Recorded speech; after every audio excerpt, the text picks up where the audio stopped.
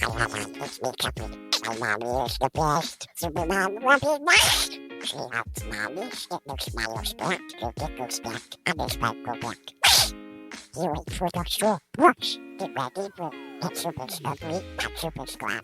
Welcome to the Healing for the Soul podcast, sponsored by Robin Stoltman, with this being season number 6, episode number 20.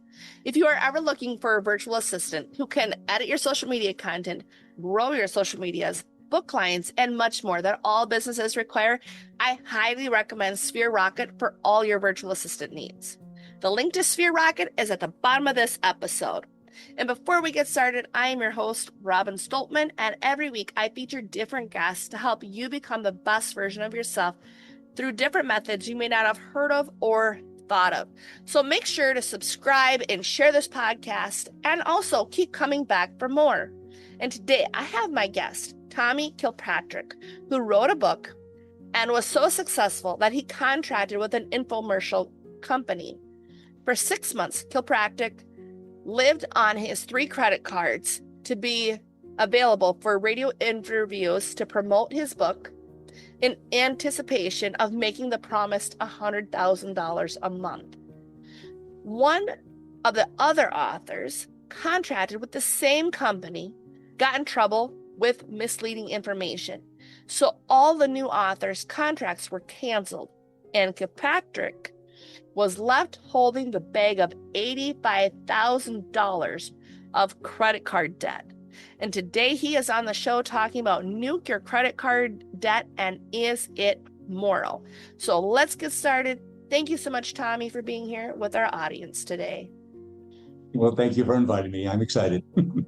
Well, I am too. So what happened to this $85,000 worth of debt? Oh, that kind of put me in a bit of depression, of course, and about a month. And then one morning I woke up, I was thinking about my dad being a CPA, and I was in school to be a CPA. Even though I never got their credential, I could do the work. And I realized that the bank never had an invoice. And that's what everything's all based on, of debt. So I know the bank didn't have a debt. And then I remember my banking class, and in there we had the manual Modern Money Mechanics. And on page 6, which is in your show notes, it says right there that banks accept your promissory note and they write numbers into your free checking account. So that's how they make loans. I never signed a promissory note. My father-in-law at the time was a judge and an attorney, and we had long conversations about the fraud undoes all contracts. So I had no contractual agreement with the bank. And with his help, I filed 3 federal lawsuits against the banks by myself. And that's how things got started. Wow, that's fascinating. So then what about like the credit card debt? Like how can a person nuke that? Right. That's a Like very good question. how did you do it? And well, first of all, I'm going to say to your audience, don't believe me. Don't believe a word I have to say. Look in the show notes. There's 3 links, and you can check them out yourself. And send this podcast to your CPA or anyone who's had one class of accounting, and ask them to read a chapter of my book or watch this podcast, and they'll tell you I'm right. I'm 100% correct. So with that being said, I want you to verify everything I have to say. So how do you nuke your credit card debt? Because law is language. Language is law. So if you say you have credit card debt, you've got it, and you've got to pay it, okay? Now, we watch on television a bank robbery, and we always say alleged. So all I'm asking your audience to do is add one word, is the word alleged. So now the honest, or I'm trying to pronounce the right word there, but now the burden, that's right, the burden is on the bank to bring to court the documents, or you request them, they have to prove that there's a debt. And since they can't, there's no debt, there's no loan. You don't owe them anything. Because they don't have the promissory note, the credit card. Yeah. Well, if we just look at this true credit card, now I ask the question, is this moral? And on the one side, it's immoral not to pay your credit card. Okay, wait a second. You're confusing my audience. All right. So there are true credit cards. Now think about this. You need tires for your car. So you go into a tire store and you say, I just don't have the money right now. I'm getting a check. I've got a bonus coming. I got a refund check, but I need tires or I'm going to die if I don't, have these tires on my car. And they say, oh, well, why don't you fill out the in-store credit card application? And if you're approved, then great. You apply, you're approved. They put tires on your car, you drive away. Now that sounds just like a credit card because that's what it is. It's a merchant that has product that sold it to you with the promise that you were going to pay it back later, and you get a statement at the end of the month, which is true, and they have an outstanding unpaid invoice, which is true, and you owe it. Morally, legally, you have to pay that. Now, I'm saying alleged credit card debt. So how can you tell the difference? The one is the bank. So I am drawing a distinction between store credit card, which is a true credit card, and the bank issued one. So how can you tell the difference? Look on the back of Amazon, of Walmart, of any department store. And if it says issued by Bank of America, Citibank, Wells Fargo, Bank of London, Bank of Tokyo, any bank anywhere in the world, this works. Okay, so it's just not for America. So if it says Bank of America, then the bank never put tires on your car. Am I correct? Yeah, the bank They didn't. do that. Walmart did. The You bank just said it didn't. was Walmart. Yeah. Right.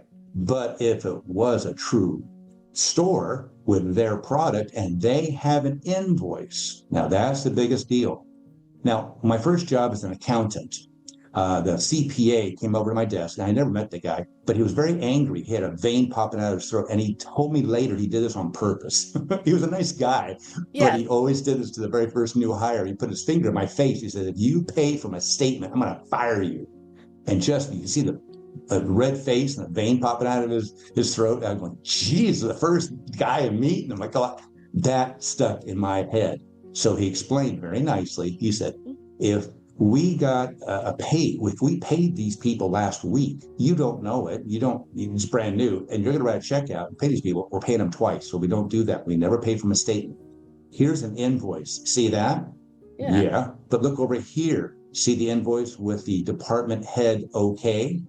You wait for that signature. There's a stamp right over here in the upper right corner. So if you see a signature there by the department head, then that's authorized to pay. And you only pay from an invoice. The invoice has the date, the product, the taxes, the shipping, all the details, the terms and conditions. That is a true legitimate debt, and you have to pay that. So if you have an invoice, then that is documented debt. So when you put down the word credit card debt, it depends. Are you talking about a store issue or bank issue? So if it's a bank issue, then it's fraud. And there is a way that you can deal with this. You're basically a fraud victim. You're a victim of a crime, and I'm trying to help you and wake you up about this situation. Ah, so Capital One, how does that work then now? So now I'm thinking, well, Capital One, for example, you've got debt that you owe to the Capital One. That wouldn't be a true credit card debt then, or true debt then, if I'm understanding correctly. That's correct. And then you could say, well, what about American Express? Well, if you look them up, they're a bank. They just don't happen to have bank at the end of their name. So do your due diligence, look into it, and you can see which ones you pay and which ones you can claim that they're alleged. Now we have the bank issued, and from now on, you'll always hear me say bank issued alleged credit card debt, okay? Because law is language. If you use the words of the criminal, you're never going to win on this one, okay? And it's just same thing as I see in the world. I'm just going to jump over the Christianity question here for a second, because we hear right and left and all that kind of stuff. No, it's either you're with God and God is loving. And in Hebrew, the word love means I give. So God gave us life, and every day I'm thankful. Every minute I can never say thank you for this life. So we come from that. So if you are with God, you are giving, you are with life, you're either growing plants, you're raising animals, you're helping someone else, you're putting more energy into this. That is what the side is I'm on. I'm with you. Everybody who's not is on Satan's side. So all I do, I divide the whole world between God and Satan. So if you're with God, you're with me, I'm with you, I'm working with you. That's great. Anybody else is with Satan. So if you start using Satan's words, you're sunk. If you use the word right and left politically, no. Either you are in Hollywood and you're destroying the world and society, you're with Satan. And if you're in that Olympics opening ceremony, which is completely Satanistic, is getting more and more obvious to you. So I start using now the language is either you're with God or you're with Satan. Make a choice. So my life is very simple. So either you're with God or you're with Satan. So if you start using the Satanistic words from the bank, you're never going to win this argument. So that's where we need to know that there was never a bill. There's never an invoice. So once we start with that, now we can shift to their other argument that there was a loan. Because we hear about this, a line of credit, revolving credit line, and you max out your cards. So all these words are used to keep you into the system and keep you with Satan. So start using God's words, start using the truth, okay? So how we do that is that all you have to do is write a letter to the bank requesting that you close your free checking account associated with that card. And that's all you got to do. Really? Wow. Okay. No, let's go back. Yeah. Okay, let's go back to the story of what happened to me. So I'm in federal court and things are going great. We have a deposition date coming up where the bank has to bring a bank employee to me and I get to ask them all the questions I want to ask them, and they have to answer them under penalty of perjury. Right? Well, yeah. So that's the thing. I can only think of what happened because all of a sudden I'm called into federal court in front of a federal judge, and he's going, and there's not and this is what they call, I'm trying. I got too many words in my brain. I'm not thinking about this. So so he called me into court and he said, "Mr. Kilpatrick, do you have a credit card?" Well, let me start at the beginning. Oh, we'll get to that later. And so he said, "Do you have a credit card?" I said, "Well, not really. It's a gift card." A gift card, pull your card out. So I pull my card out, and following the order of the judge. He says, "Read to me what that says." I said, "Credit card." He says, "You're an idiot. Get out of here." So he dismissed all three cases. So what happened? Well, I'm back to I'm going to get sued. I got $85,000 of credit card debt. Oh my gosh. And then 30 days later, I look at my credit report and they're gone. All three of those bank issued alleged credit card debt accounts were off my credit report. My credit report increased. My score improved a month later. And I never got a 1099-C. Now, this is important. I was raised by a CPA, so I have the IRS as part of my DNA to be a CPA. So, no, this is good, though. This is good. So a 1099-C is when the bank gives you a let's say $100,000 loan, and you pay nothing back. Well, you got $10,000. And so they notify the IRS that you got income. The only reason they do that is then they can take a $100,000 tax deduction. So on my case, they never issued a 1099 and they did not take an $85,000 tax deduction because there never was a loan. You see, in the pleading, I laid out the crimes that the bank had done. And if they would send me a 1099-C, I told them I was going to file a 3949A. What the heck is the IRS 3949A? Well, it's a form you fill out to notify the IRS of fraud. So I told them, if they did that, I'm going to notify the IRS that you're fraudulent. You're filing tax fraud. You're being a criminal and being in tax fraud by filing these false documents to the IRS. That's against the law. Well, yeah, it is. So, you can't do that. You can't do that. So it's a phony loan, and they did not take an $85,000 tax deduction, and I didn't have to pay taxes on my own money. So we'll kind of get into that. So what are we talking about? Well, yeah, because now this is getting more interesting because I'm like thinking about how credit card companies, how they got the debt one is so it's revolving, yes, revolving but it's credit. But the interest rate is so high, then you can't. They make it so a person can't pay it back. So now I'm thinking about all the Bible verses about like the slave to the lender, like what Dave Ramsey has said, but that is in the Bible. I'm just saying the slave to the lender is in there. And then also it's like, I'm thinking about that. I'm like, yeah, that does make sense for, Render unto Caesar what is Caesar's. Yeah. But then yes. we also have deceit. So there's a quote in there about deceit. So Satan deceives us all the time. So here's Satan's work again, deceiving us. So we have to stick to the truth. So now that we both agree that the bank could never have issued a credit card because they're not a merchant, Yeah. okay, now the argument shifts to a loan. But you can't have it both ways. You go into a merchant, you go into your like the general store years ago and say, "Hey, Charlie, I need 5 pounds of flour and a pound of sugar, and I'll pay you Mm. back when my crops come in." "Oh yeah, we'll see you, in a few more months." That's not what happens. So they do not issue any kind of an invoice. They don't have a debt with you. So what banks do, they're all involved in loans. That's what's who. So when you walk into a bank without any money, you want to come out with money. Okay. And Well, yeah. morally, by Yes, filling yes, out a yes. loan right, application. Now, let me ask you a question, Robin. Mhm. If you apply for a loan and you're turned down, Yep. do you still get the loan? No, you don't. No, you're denied. You don't get the loan.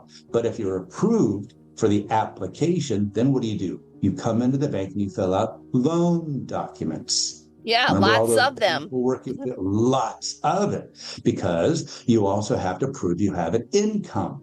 Yeah, and you got to prove Because who what you if are and all that.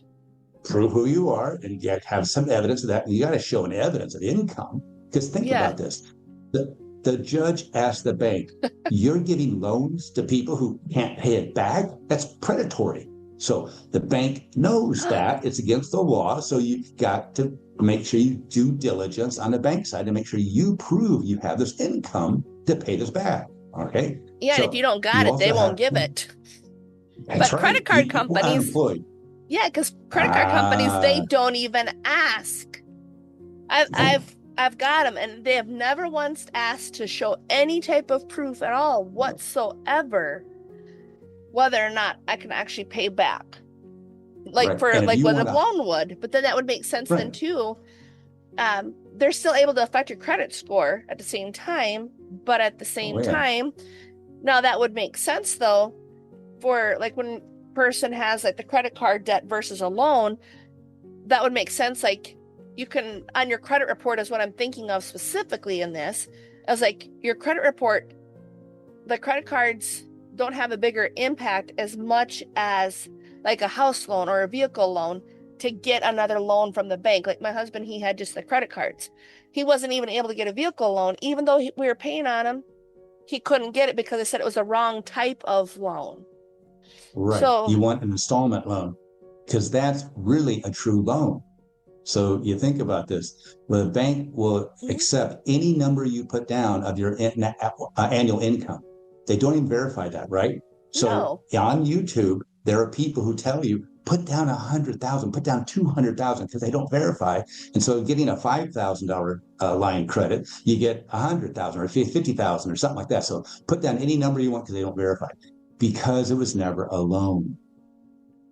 that makes sense now. So that's why I was using like the examples that I'm thinking of and how that affects it. That's all I was getting at there for that little Mm-hmm. bit. You're exactly right. You're exactly right. So think this through. So you have Yeah. to prove you have an income.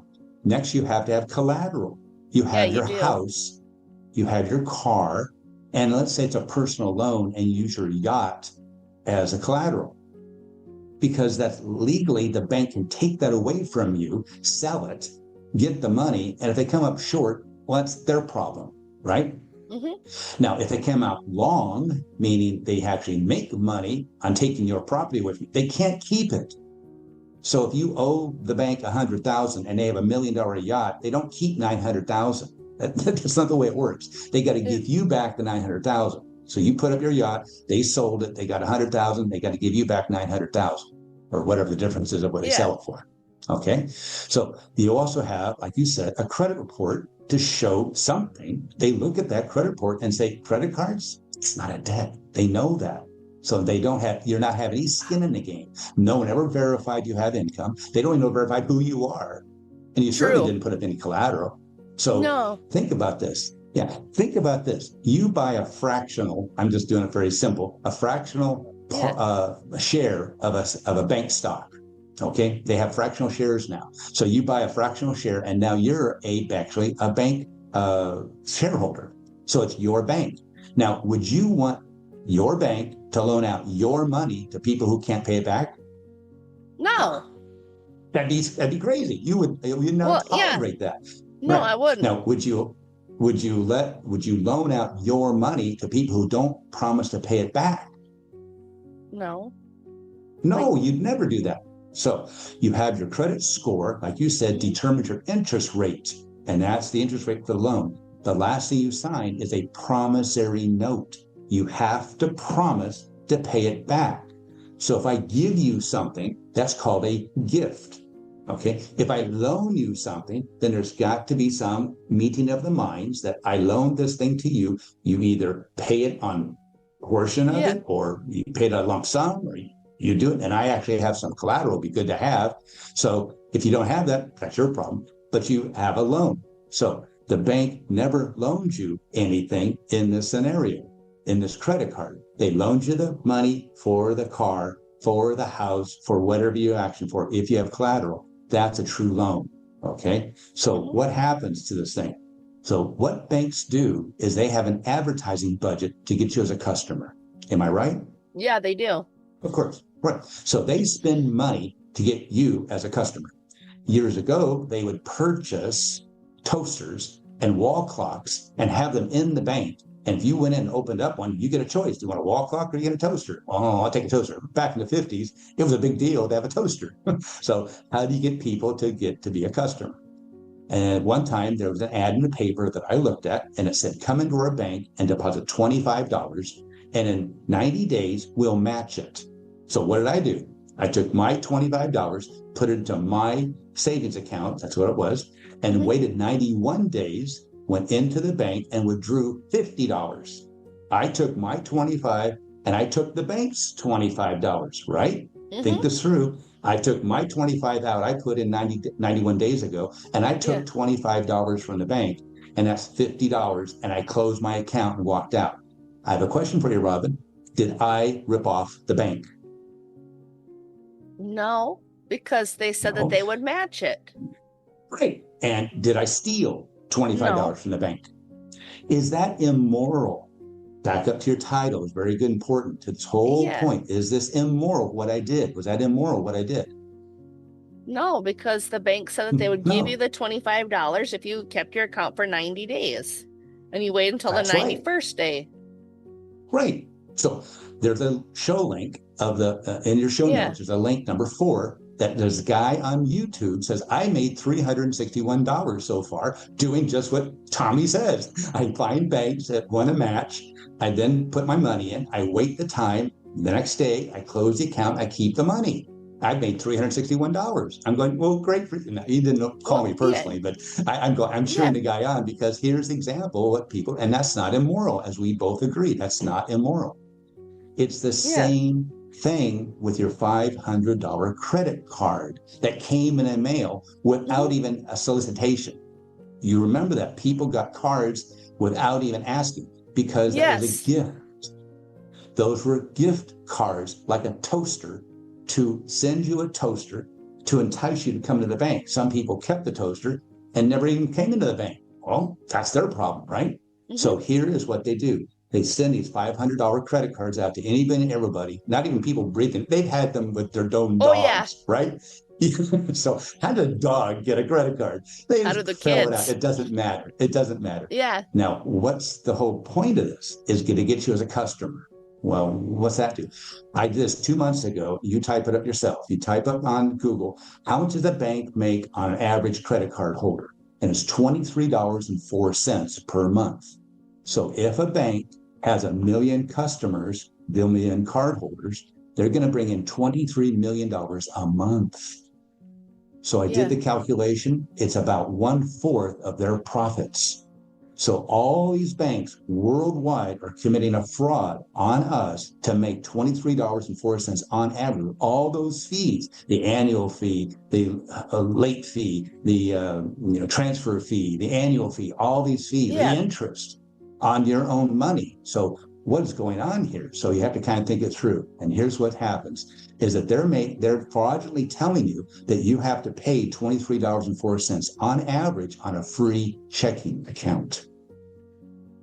What free checking account? Oh, okay. Think this through. Yeah. You didn't even apply for the card. You applied for the card and you got it, but you never filled out any loan documents. You had to prove no income. You have no credit report, no credit score. Well, based on your credit score, we'll give you more if you have a better credit score. And they gave you, that's the important question. They gave you the credit card. So a credit card came in the mail. I would call it a gift card. If you use Satan's words, it's a credit card. We know, we just talked about they're not a merchant, so they couldn't have issued you credit. Not. They're not. So they're in the business of being with Satan. So here you're dealing with Satan. So that explains a lot. Yeah. So here's the story. So they sent this to you to get you to be a customer. Yeah. So you got a gift card in the mail. That's the truth. That's God's work. You got a gift out of heaven. Fantastic. So what'd you do with this gift? You went to, let's say, Home Depot. And you bought a toilet, a golden throne. So you're walking out with a golden throne, and the person at the door says, "Wait a second, sir, did you pay for that?" And you have a receipt.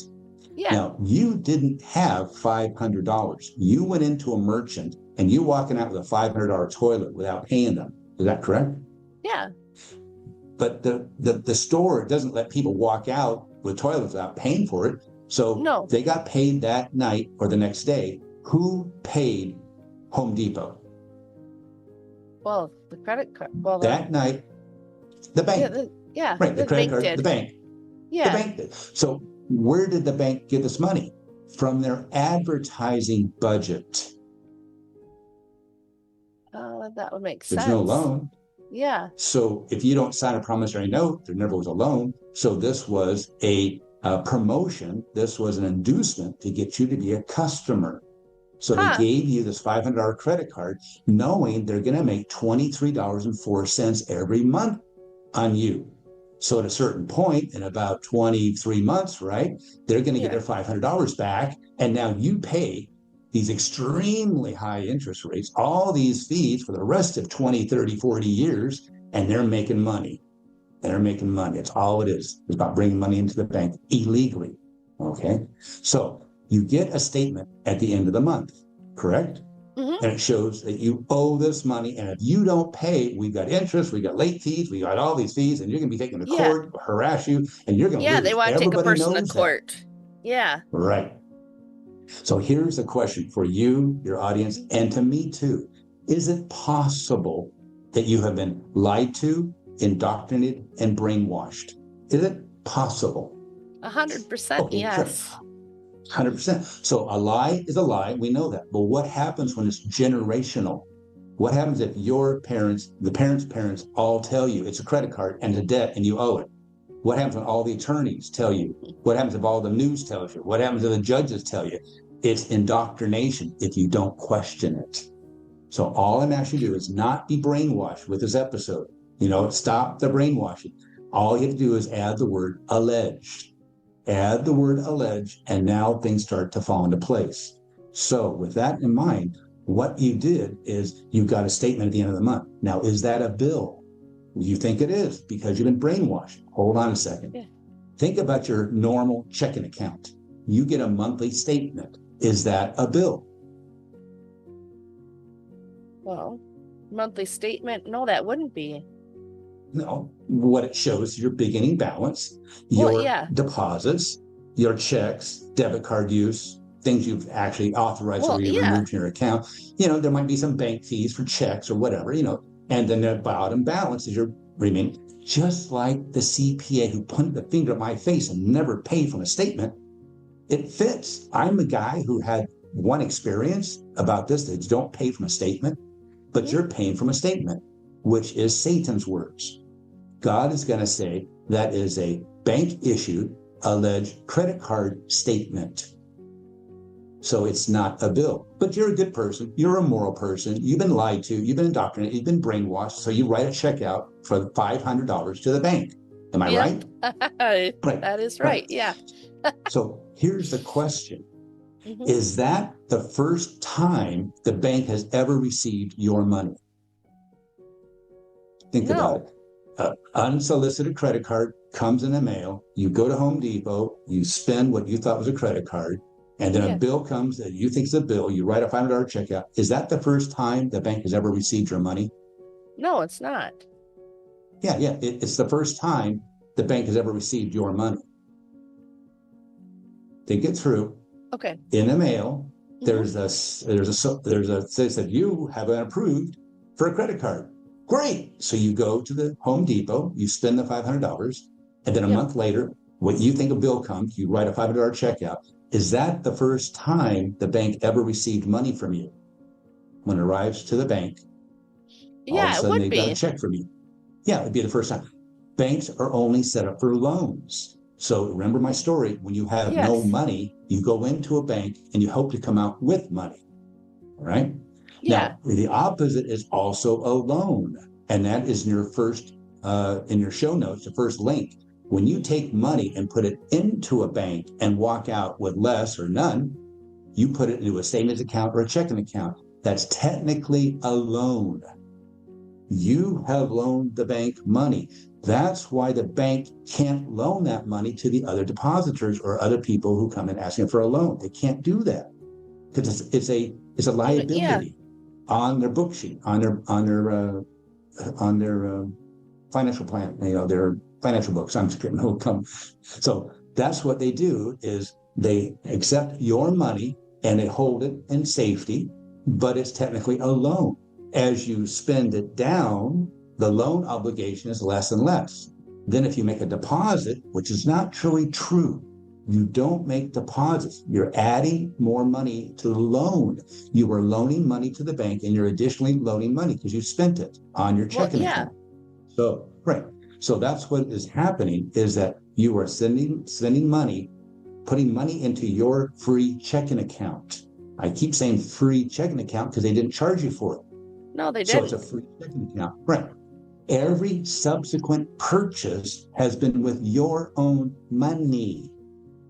So when you went to Home Depot and bought a $400 sink, it was your $400 you already sent the bank. Yeah, and you have $100 left in your free checking account. But you get a statement that then says you have to pay us $400. Wait a second. Who said I have to put $400? The bank said that. Satan said, put $400 in here or we're going to charge you interest. And if you don't do it fast enough, we're going to charge you a late fee. And that's what they're trying to do is get you into a debt slave. And that's what Satan is all about, is enslaving us. Oh, yeah, definitely, yes. The enemy only comes to kill, steal, and destroy, and he doesn't care how he has to do it. He'll make it happen. Yep. No, I'm just trying to wrap my head around this. I'm going to have to listen to this episode a couple times just to... And feel free to ask me again how to explain it. So maybe you can try to explain it to your audience and see if you get it. But if you don't, I'm here to help you. It's not been an eye-opener. It's just crazy. Well, and is it moral? Well, it's not moral what they're doing. No, that's why I'm like, I don't like the credit card companies because of how they operate. They hound a person, they take and say, now we got to go to court for this, like all this stuff. And it's like, but like even the loans, every single loan that I've ever taken, they do have the loan. You got to prove your income. You got to prove everything, like what we talked about. And if you can't pay for it, they take it away, But and that's the credit cards, that's they can't come take your stuff. See, then when you the bank loan, a true bank loan, it's morally you have to pay, and they take it away from you. That's the proper thing, Yeah, but that's the pay Caesar's what's his.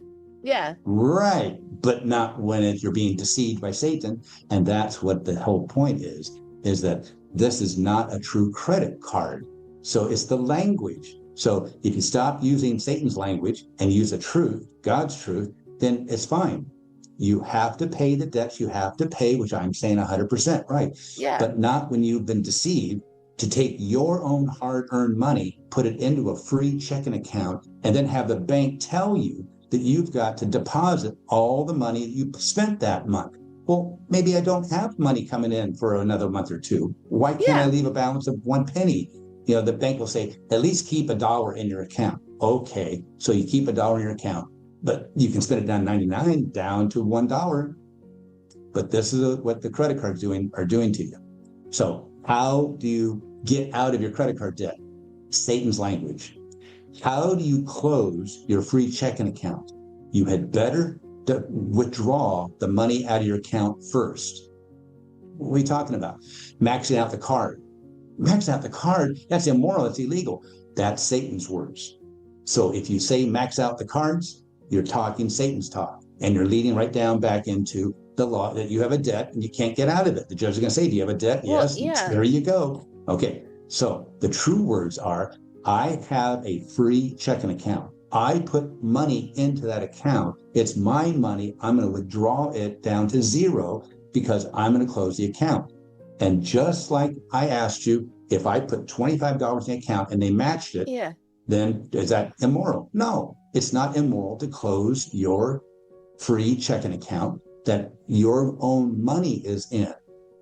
So Well, yeah. withdraw your money, notify the bank you want it closed, and see what happens.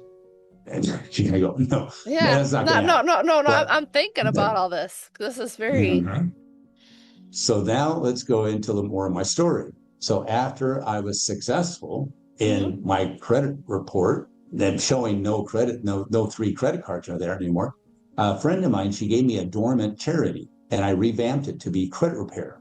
So I was helping people repair their credit. All you need to do is send a letter to the credit repair agency, say these are fraudulent, there's an error, and by law you have to remove it. And I was very successful. But some of the people had bank issued alleged credit card debt, and I would write a letter explaining what was going on, and it would be off their credit report. For about 1,000 people I helped. But the larger amounts, they would push back. $50,000, $100,000, $200,000 of bank issued alleged credit card debt, they'd put their effort into it. Well, I had an expert witness that was a CPA. So he would write the letter saying, first of all, there is no invoice. So if you have an invoice, bring it on, because that's a debt. And I told my client, you have to pay. 2, that there never was a loan, because there never was a promissory note. And by federal banking regulations, you have to have that. So there is no loan. Then I would have an attorney write a letter that says fraud undoes all contracts. So there is no contractual agreement I have with the bank. So with that said, it was very effective. Then what happens is some of my clients got sued for that large amount, and we had to go to court. I'd have them represent themselves, and there's never a problem, because we would get to court and we would talk to the other side and say, where's the invoice? Where's the thing? And they would have nothing. So they would make an agreement right there on a piece of paper that they would remove it off the credit report and not issue a 1099-C and submit that to the judge as we've resolved this issue. And the judge, I've seen several times, go, what the hell's going on here? This is automatic. You're a debtor. We have all these attorneys. We have all these banks. This is the way it works. It's just, it's a form. It's a method. It's every day we do this. So it's not a big deal. Now you're all of a sudden, you're not going to go after these people. What do you got on them? That's what one judge said. What do you got on these people? So that's what happened, is they had nothing. So, but it's when the attorney, when one of my clients didn't want to do it themselves, they had to have an attorney. I would pay for an attorney, and they would lie to me. They would deceive me. They would do anything and everything to say yes, yes, yes, and to get my retainer. So I pay the retainer for my client. We'd go to court, and I had my CPA expert witness right here. He's going to explain to the judge it's not a debt, go into all detail, that there is no loan. And then with the Supreme Court ruling over and over again, fraud undoes all contracts, it was a slam dunk. Well, they do say, this judge, I can't go in front of him arguing this wacky, crazy idea you've got. I got other clients. So you don't hire an attorney for this, but you don't have to do that.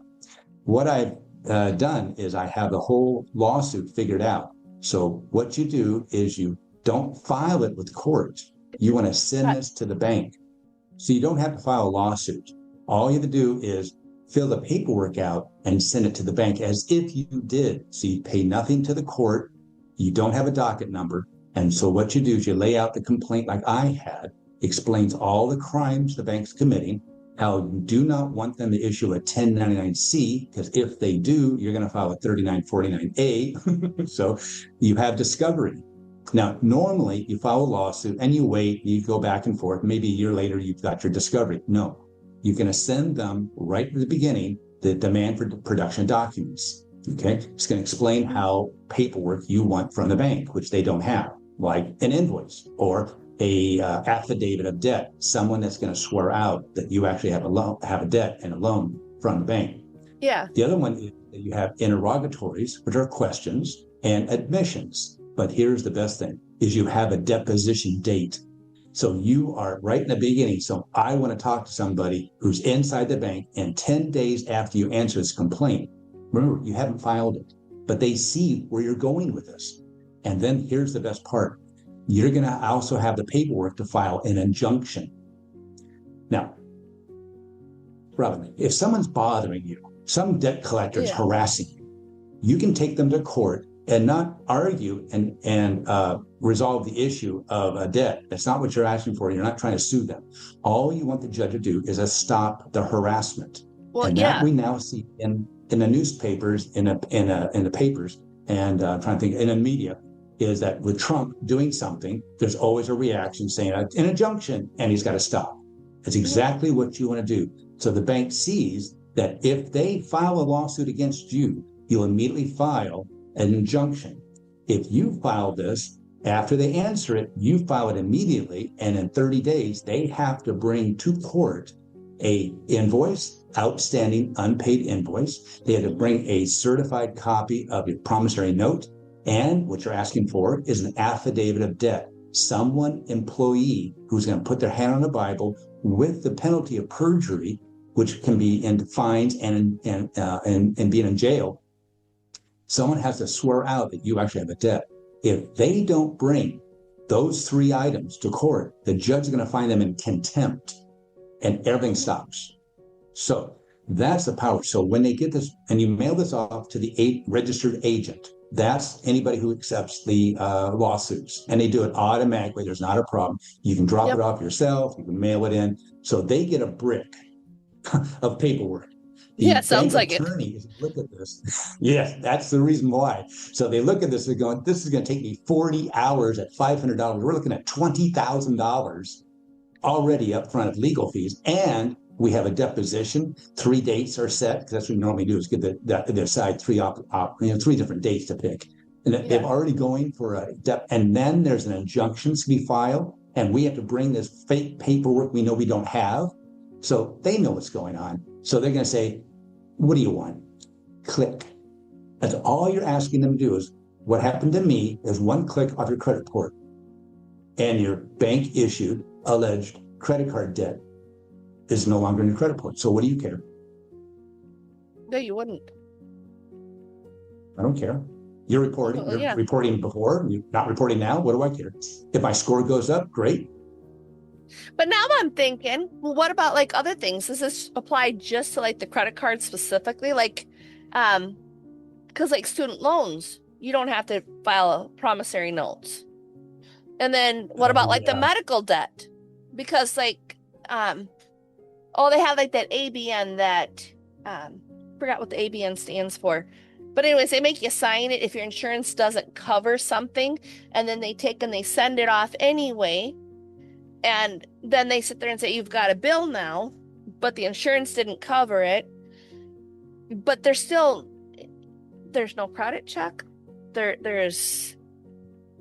So I'm thinking now those can't be legal then either, can they? Well, you mentioned two things. To start with a student loan, which I personally don't have personal experience with that, but I had a girlfriend who did, but her mother signed, and I tried to do the effort to say, hey, that's fraudulent, and it didn't work. So we did our best for that. But as I kind of think, there might have been a promissory note signed for the student loans. Okay. I might be wrong, but if there's no promissory note, then there's no promise to pay. But I don't think so. And on the medical, think about this. This is the same thing as a tire store. You went into the hospital, they used products that they purchased on you, they paid their staff to help you, you walked out and didn't pay, you promised to pay the difference, whether the insurance did. So technically, really, that is a true debt, and you owe that. However, most bankruptcies are brought on because of medical bills. Yeah, they are. You just can't afford it. Right. Yeah, and that's what I was thinking of. That's why I'm like, well, I wonder about those two things because I'm like, Mhm. it's just one of those things. And then they sit there and they send you to collections. And it's like, I thought the statute of limitations on collections for things was like 7 years or something. But it's like, what happens when they keep sending things out? Each state has its own rules and regulations. So some are longer, some are shorter, and stuff like that. And yes, you can stop the harassment by sending a letter, which I did a lot of times for my clients. Yep. And then you look at the credit report, and if they're reporting this every month, I show the people, yeah, I can send a letter to the credit report agency, and they'll take it off because there's an error. But this company is reporting every month. So we've got to deal with this debt collector who has it on automatically. And that's what we do. We would send them a letter saying this is fraudulent. There never was a loan. And if you claim there's a debt, please provide a certified copy of the invoice or a certified copy of the promissory note. And we want an affidavit of debt. So someone in your company who's demanding from Robin that you have a debt, well, then prove it. Someone inside your company raise their hand on a Bible and swear on the penalty of perjury that you have a debt. I sent thousands of these out for my clients over 10 years, and I only got one back from a debt collector, and it wasn't notarized. So I took that and mailed it back to the attorney of the debt collection company. And I said, by the way, I don't know if you know this, but one of your employees signed this affidavit of debt, but he failed to have it notarized. Would you please notarize this? Never heard from that company again. Oh, that's awesome. Mm-hmm. Because no, I'm just like thinking of like all these different things, like how a person gets you. Because I'm thinking, yeah, Satan, he likes to lie, that's for sure, and he twists things. That's what I'm like figured out in like Adam and Eve story. Like he twisted it so much that he made Eve focus on lack, because that was the first sin of humanity was lack. Got her focusing on everything she didn't. She had everything except for that one thing. That's what he did. And then he twisted the words. And then like when he said about the language, the law is language, or I'm probably said that backwards. Language is law. Right. No, yes. They're both. Law is language, language is law. Yeah. So then when we're saying alleged, that would make sense, because then, yeah, it's not a debt. It's not a credit card because it's a gift card, because you don't, even if you apply for one, there's still nothing like an actual real note. So, no, that makes a lot of sense because you don't got to prove it. I'm just like, all of the things are starting to be undone right now, but that's still amazing, though, because it's like, you're 100% right. We are brainwashed into all of this stuff. And then, like, even in the Bible, I cannot remember what chapter and what verse it is, but even in that, it says that from our parents, when they choose to not do anything to fix themselves, it gets passed on by law, legal rights, that children have to deal with it. And if the children choose to do nothing, then it goes on to the next generation. Hence, we get the generational trauma, generational curses, generational brainwash, indoctrination, schools. A great example. But no, I appreciate this very much. And I'm sure my listeners do as well, because it's like, this is something that I'm 100% sure they probably never even thought of this, because I never even have. Right. And they're going to go through the struggle of morality, which I agree 100%. And again, I say, don't believe me. And go back to the show notes, look at those 3 links and look them up and do your own research. Ask your own CPA, send this podcast to him or her, and have her look at this. The book has a very funny scenario of a courtroom. This is what happened to me and several of my CPA expert witnesses. So it's a compilation of events. So this the courtroom scene is where an attorney is representing the credit card debtor. And so the judge says to the attorney, Mr. Attorney, do you have a credit card? Yes, I do. And do you make charges on it every month? Yes, I do. And do you get a statement at the end of the month? Yes, I do. And do you pay it? Yes, I do. And what if you don't pay it? Well, I'll be harassed by collections and it might take me to court and I'll be in front of you. Exactly. So I'm going to recommend to the bar that you be disbarred because you have lied to your client, you've deceived her, you're taking money, but it's pro bono. That doesn't matter. And you brought a fraud to the court. So I'm going to wait. can my client at least have a day in court? Okay. And now you bring the CPA up and you say, the judge asked me a question. Do I have a credit card? Was that truthful that I said I did? No, you were wrong. You've been lied to, indoctrinated, and brainwashed. So you read through that story, have your CPA go through that as if they're on the stand and they're going to go, yeah, I never seen this before. Yeah, no. So that's what I'm thinking about. What is the name of your book, by the way, for our audience, so they can get in contact with you, get a hold of your book, and just be able to follow you and ask you questions? Because I'm sure. Oh, sure. I'm not the only one with questions. Yeah, it's on Amazon. It'll be in your show notes too. And it's called Forgive and Forget: How to Nuke Your Credit Card Debt. And Tommy A. Kilpatrick is on Facebook, so you can find me that way. And my email will be in your show notes. So it's very simple to find me. I offer a free 15-minute consultation. And if you do that, I'll give you my $69 book for free. So all I want you to do is to get out of this situation. But you see, you're using Satan's language. To get out of debt? No. To get out of the situation you think you have a debt? Yes, by closing your checking account. It's that simple. And I can help you along the way. And what I'm really looking for is a client who would have a business, who's looking at maybe going out of business because of so much debt. And because of me, they might have $200,000 of bank issued alleged credit card debt they don't have. Their board of directors have all maxed out their cards, again, Satan language, and their employees are all suffering. So the CPA sits down with the whole audience of all the employees and everybody there and said, look, this guy Tommy's right. I never thought of it before, but there's no invoice. We only pay from an invoice. There's no invoice to the bank. And two, there never was a loan. And this is what they've done. They've duped us. They've lied to us and brainwashed us. I'm telling you from a CPA point of view that this is not wrong. You could even have your priest there too, or your clergy person say this is not immoral because Satan has deceived you. So you don't have to pay Caesar when it's not a debt. So well, yeah, that's true.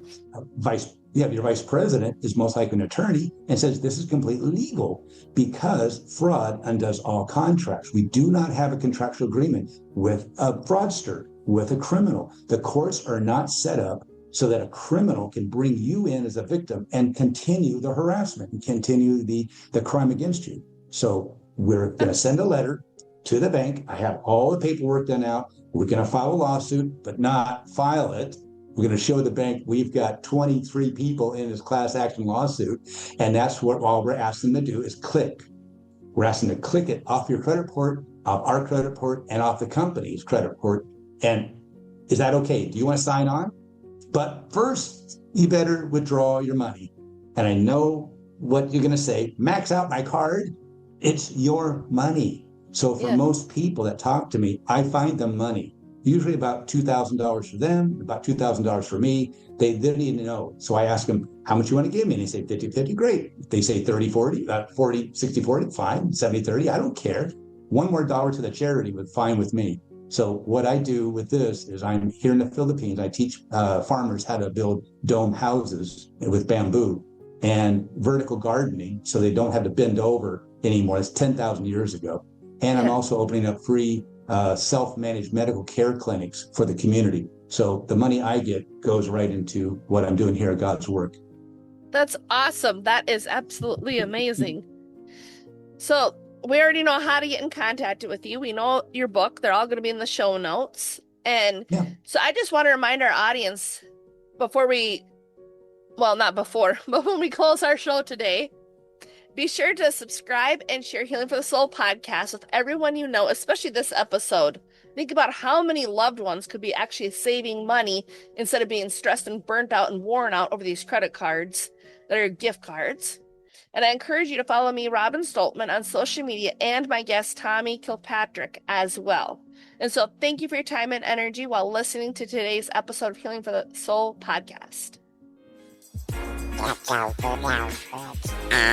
Make sure you submit to thank you for fun. Help that fall bucket to spread. Quack, quack! Bye-bye. Well, we'll next time. Now we will be gathered.